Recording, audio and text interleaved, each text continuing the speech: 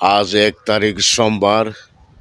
আজ থেকে ৪৭ বছর আগে বাংলাদেশ জাতীয়তাবাদী দল বিএনপি গঠন করে প্রেসিডেন্ট জিয়াউর রহমান তার প্রতীক দিয়েছে ধানের শীষ।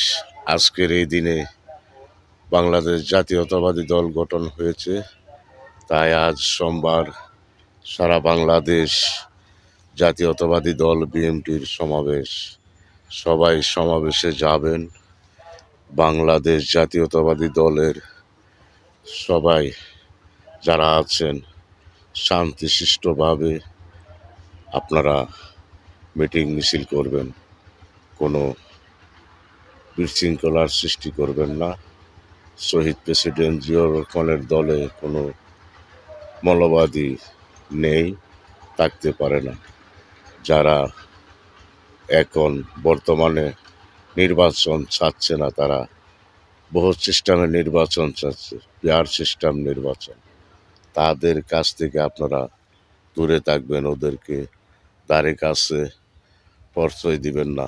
ওরা ওরা ওরা মানুষ না, ওরা মানুষ নামের অমানুষ। যারা এখনো নির্বাচন চাচ্ছে না, দেশে কি বিশৃঙ্খলা সৃষ্টি হচ্ছে, একের পর এক মানুষ হত্যা করা হচ্ছে, মানুষকে এক এই বাংলাদেশে অনেক কিছু মানুষের উপরে হচ্ছে, স্বার্থদের উপর আক্রমণ, বিপিনুরের উপর আক্রমণ হচ্ছে।